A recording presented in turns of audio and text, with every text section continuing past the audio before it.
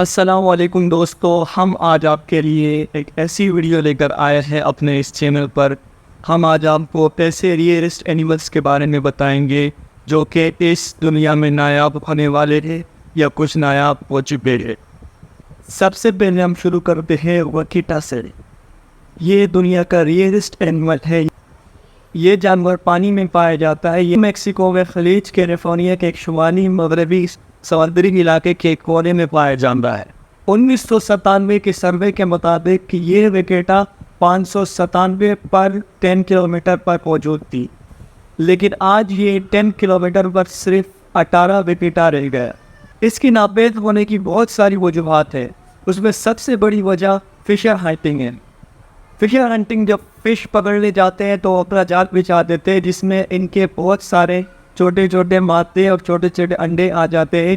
اور حیرانگی والی بات یہ ہے کہ یہ ہر 2 سال میں صرف 1 انڈا دیتے ہیں، جس سے ان کی تعداد بھی بہت کم ہے، اور جو تعداد ان کی ہونی چاہیے وہ فشر ہنٹر کی نظر ہو جاتا ہے، ان کے جال میں پھنس جاتے ہیں۔ اس لیے کہا جاتا ہے کہ آئندہ کچھ سالوں میں یہ بہت ہی ناپید ہو جائیں گے، اور ہم ان کے قصے کہانیاں صرف ہسٹوریکل بکس میں ہی پڑھیں گے، اور ہماری آنے والی نسلیں ان کو دیکھنے کے لیے محروم ہو جائے۔ اس لسٹ میں جو دوسرا جانور ہے اس کا نام ہے جاون رینوسرس۔ یہ صرف جاوا نامی آئلینڈ میں پایا جاتا ہے، کیونکہ یہ تمام جنگلات اور دوسرے علاقوں سے ناپید ہو چکا ہے۔ ایون ایمیزون جیسی خطرناک جنگل میں بھی یہ ناپید ہو چکا ہے۔ ان کا کوئی نسل وہاں پہ موجود نہیں ہے۔ آپ اسے ریسرچ بھی کر لیں، اور بہت سارے ریسرچ نے ان پہ ریسرچ کیا ہے، صرف یہ جاوا نامی آئلینڈ میں موجود ہے۔ باقی دنیا کے کسی گوشے میں ان کی کوئی نسل موجود نہیں ہے۔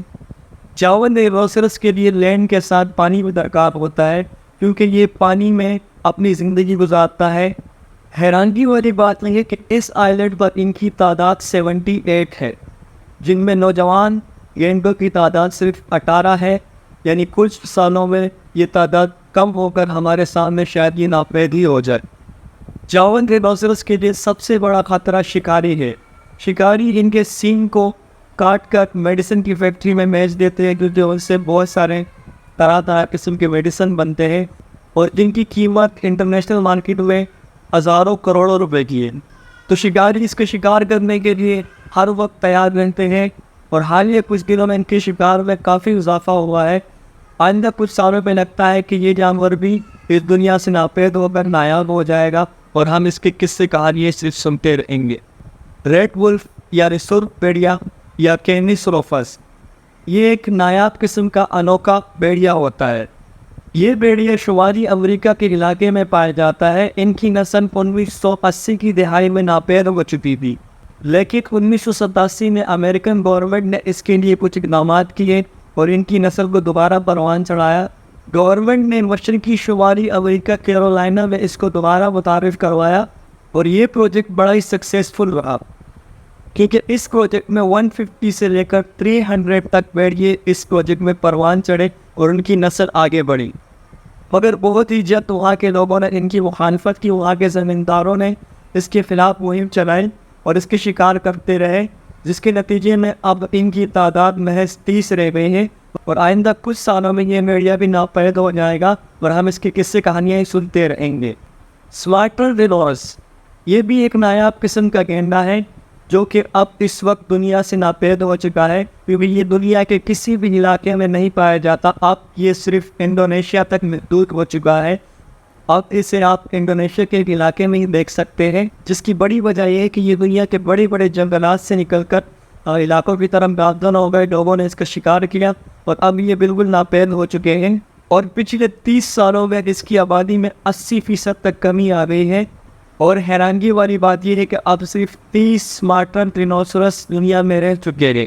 سمارٹر رینوسرس کے گروپ اتنے بکھرے ہوئے ہیں کہ اگر ان کو ایک جگہ سمیٹا بھی جائے تو یہ بالکل ناممکن ہے، کیونکہ ان کے 3 اور 4 کے ٹولے بہت دور دور ایک دوسرے سے رہ رہے ہیں، اور ان کو اکٹھا نہیں کیا جا سکتا۔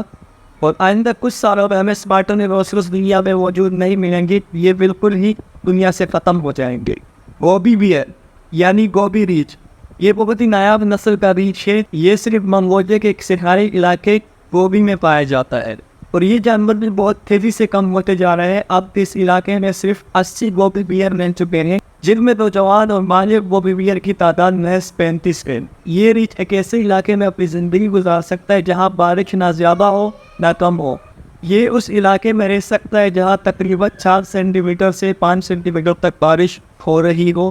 اس علاقے میں یہ اپنی نسل پروان چڑھا سکتا ہے۔ پچھلے 15 سالوں میں اس علاقے میں کافی خشکسالی ہوئی، جس کے نتیجے میں یہاں کی گھاس سوکھ گئی اور ان کی نسل یہاں سے پروان چڑھ کر کہیں اور نکل گئی، جو شکاریوں کا شکار ہو گئی، اور جو کچھ رہ گئے تھے ان کی تعداد ہی بہت کم ہے۔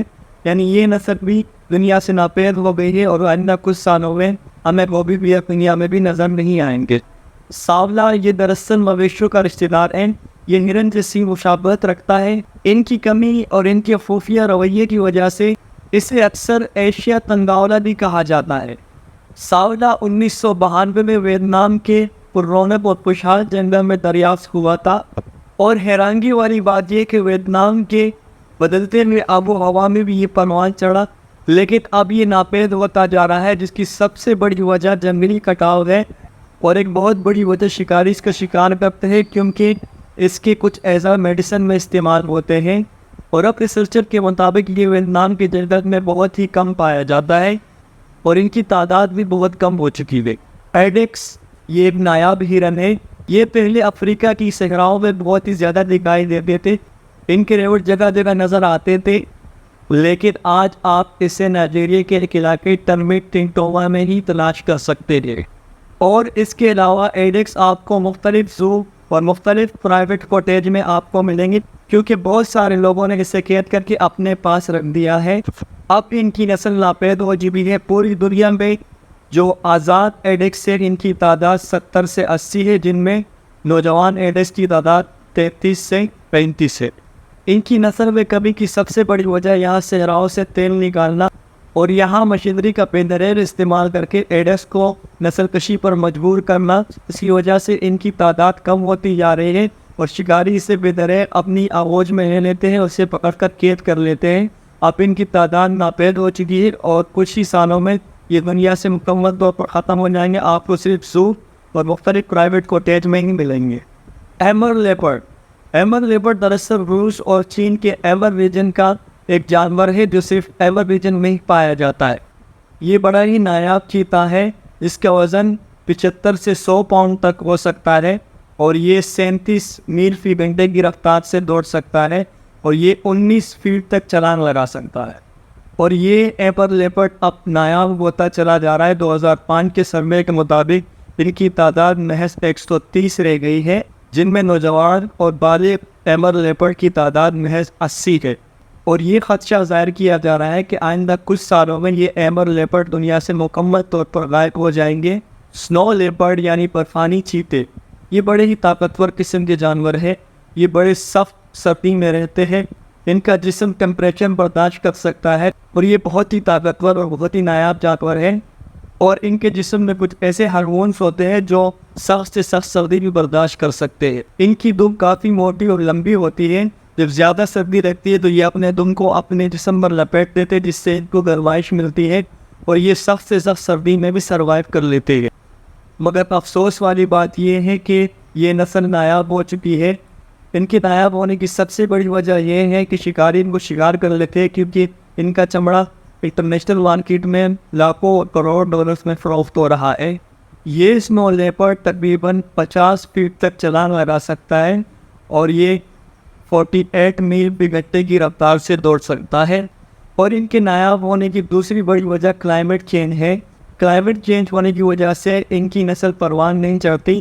سنو لیپرڈ اب پوری دنیا میں محض 80 سے 90 چیتوں پر مشتمل ہے، اور آئندہ کچھ سالوں میں یہ دنیا سے مکمل طور پر ختم ہو جائے۔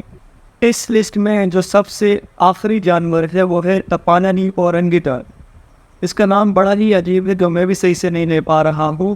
یہ ایک بطروں کی نسل ہے۔ یہ 10,000 سال پہلے تک جنوبی ایشیا کے بیشتر علاقوں میں ان کی 3 نسلیں پروان چڑھتی تھی، جبکہ آج یہ چین سے لے کر انڈونیشیا تک ہی محدود رہ چکے ہیں، اور ریسرچر کے مطابق یہ خیال کیا جاتا ہے کہ یہ تمام ہسٹوریکل بندر میں سے سب سے پرانی نسل ہے۔